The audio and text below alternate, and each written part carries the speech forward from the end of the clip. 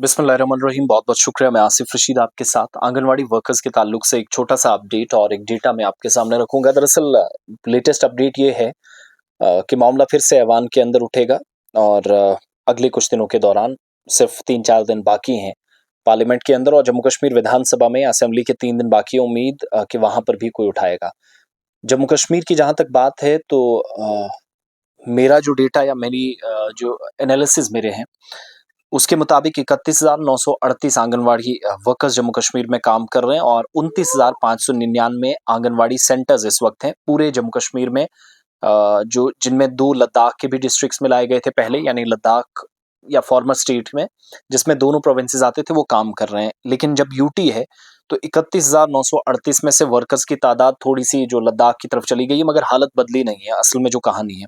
और total anganwadi centres 29,599 थे, जिनमें थोड़ा सा शिफ्ट हुआ लद्दाख की तरफ जब 31 अक्टूबर 2019 के बाद यूटी जम्मू कश्मीर लद्दाख बनी। और आंगनवाड़ी वर्कर्स जो हैं जो सेंटर्स हैं वो सैंक्शन थे 31,938, उसके मुताबिक वो काम कर रहे हैं। कुछ एक नई जगहों पर थोड़े से हैं वो इसमें एड ऑन है, लेकिन वो जम्मू कश्मीर के अंदर ही हैं। और जो ऑपरेशनल है 29,599 लद्दाख के मिलाकर। लेकिन बात जहां तक तनख्वाहों की है, ये वो स्कीम जो integrated child development services scheme पहले कहलाती थी, जो बाद में आईसीडीएस कहलाई, नाम थोड़ा सा बदला गया। आज एक खत लिखा गया है और ये खत लिखा गया लीडर ऑफ अपोजिशन, जो मुल्क के नायब वज़ीर आज़म है, यानी डेप्यूटी प्राइम मिनिस्टर के बराबर का ओहदा रखने वाले कांग्रेस के सीनियर लीडर, वायनाड से भी जीत कर आए और साथ साथ बरेली से भी, राहुल गांधी की मैं बात कर रहा हूं। उन्होंने एक खत लिखा है मरकजी वजीर को, अन्नपूर्णा देवी को खत लिखकर कहा कि ये जो आंगनवाड़ी वर्कर्स हैं इनकी शिकायतों को बहुत संजीदगी से लें, बसूरत दीगर आपको मुश्किलात होंगी।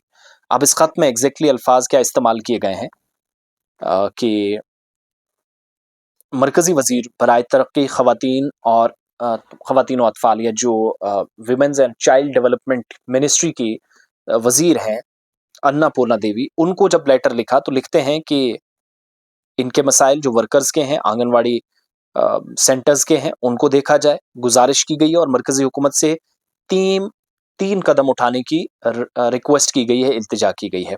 खत में एक तो लिखा है कि हाल ही में उनके मुताबिक all India Anganwadi employees organisation की एक नुमाइंदा वफद से, यानी एक डेलीगेशन से राहुल गांधी ने मुलाकात की और उनके सामने आने वाले चैलेंजेस पर बात हुई। आंगनवाड़ी कारकुनान और जो मुआवनीन हैं आईसीडीएस प्रोग्राम की रीढ़ की हड्डी माने जाते हैं, जिनको आप आशा वर्कर्स भी कहते हैं, जो भूख और मुश्किल सूरत हाल के साथ लड़ने के बावजूद भी प्री प्राइमरी एजुकेशन में बड़ा कलीदी किरदार अदा कर रहे हैं।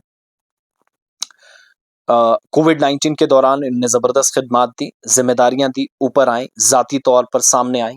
घर में मुश्किलात होने के बावजूद भी ये खवातीन आगे आई, लेकिन नाकाफ़ी तनख्वाह, काम के हालात, समाजी सिक्योरिटी जिसको आप सोशल सिक्योरिटी कहती हैं, इसकी कमी से ये तमाम लोग या खवातीन या जो आंगनवाड़ी वर्कर्स और हेल्पर्स हैं, ये नबरदाज़मा हैं, मुश्किल सूरत हाल से गुजर रहे हैं।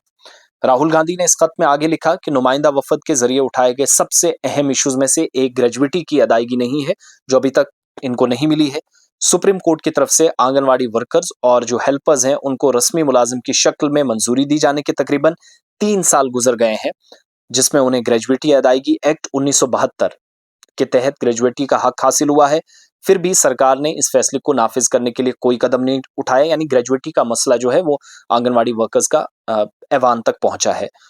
साथ में लिखते हैं कि मुझे यकीन है आप इस बात से मुत्तफिक होंगे कि दहाइयों तक अज़ाइम के साथ काम करने वाली मुलाजमीन या जो खवातीन हैं, जब वो रिटायर होंगी, एक तो ग्रेजुएटी का मसला और रिटायरमेंट बेनिफिट साथ साथ मिले, जो कई बरसों से खिदमात अंजाम देने के बावजूद सुपरवाइजर्स तक नहीं बन पाई। ये मसला इसी तरीके से आगे गुजर रहा है और हम सब भी इसको देख रहे हैं।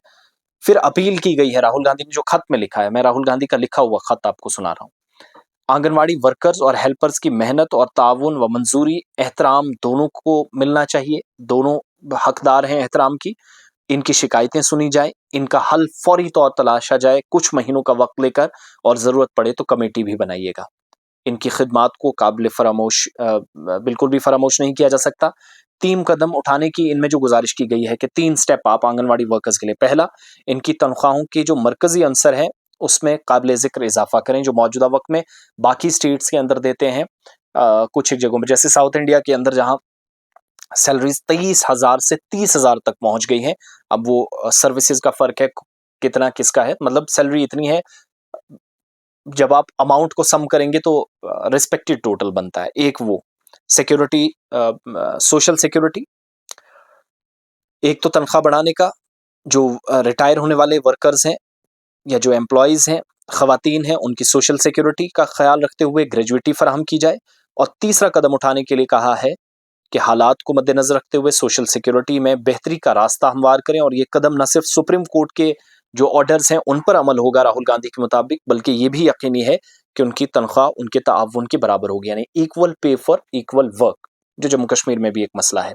साथ ही ये अमल मेहनती आंगनवाड़ी वर्कर्स और जो हेल्पर्स हैं उनके लिए आप कदम उठाएं, ये हमारी तरफ से शुक्रिया भी अदा होगा। तो राहुल गांधी का खत चला गया है आंगनवाड़ी वर्कर्स को लेकर बड़ी संजीदगी के साथ। ग्रेजुइटी भी जो रिटायर होने वाले एम्प्लॉयज हैं, हेल्पर्स हैं, एक तो उनके लिए रिटायरमेंट बेनिफिट्स, दूसरा तनख्वाह फौरी तौर पर बढ़ाई जाए, और तीसरी बात कही है कि सोशल सिक्योरिटी का ख्याल रखा जाए। कि अगर आप एक मर्द को ये कह रहे हैं कि सोशल सिक्योरिटी का ख्याल रखते हुए आपको सरकार की तरफ से फैसिलिटीज दी जा रही हैं, तो फिर महिलाओं को क्यों नहीं? और वो महिलाएं जिनने निचली सतह पर, प्री प्राइमरी लेवल पर बच्चों का जहन, उनके नशोनुमा, डिसिप्लिन, उनके कामकाज, या बच्चा जो भी आगे जाकर बनता है उसकी बुनियाद बहुत मजबूत रखी है। और जहां तक बात जम्मू कश्मीर की, हम सब जानते हैं कुछ खवातीन रिटायर होने वाली हैं, लेकिन प्रमोटेड ही सही, मगर उनको सुपरवाइजर्स की चेयर्स पर होना चाहिए था, नहीं। Unfortunate part. फिर चेक एंड बैलेंस वाली बात है, उस पर मैं फिर कभी जरूर बात करूंगा। मौजूदा वक्त में 5-5, 7-7, 8-8 हजार, 8,500, 7200, और सरकार को पता ही नहीं है किसको कितनी सैलरी देनी है। शर्म की बात तो यह है कि एक साउथ इंडिया का एमपी उठकर पार्लियामेंट में बोलता है कि जम्मू कश्मीर में आंगनवाड़ी वर्कर्स परेशान है, और यहाँ वालों को पता ही नहीं, खाली बातें करनी है, आजादी और ड्रामेबाजी सब। होप सो इन खवातीन ने जो किया, एक्स्ट्रा कुछ मत दीजिएगा, जो किया आप उसी का फल देते हैं। हौसला अफजाई करें, कम से कम आपका काम मजीद बेहतर होगा। बाद में ये मत कहिएगा कि हमने सेंटर्स पर छापे मारे तो वर्कर्स और हेल्पर्स प्लस सुपरवाइजर्स आपके इलाके का तीनों रिस्पॉन्सिबल है। ताखिर तो सरकारी सतह पर भी टॉप लेवल या from the helm of affairs भी होता है। तो इस खत के बाद मजीद क्या पेशरफ्त होगी और ऐवान में बात जब होगी तो होप सो चीजें बहुत दुरुस्त होंगी। बहुत बहुत शुक्रिया आप सबका।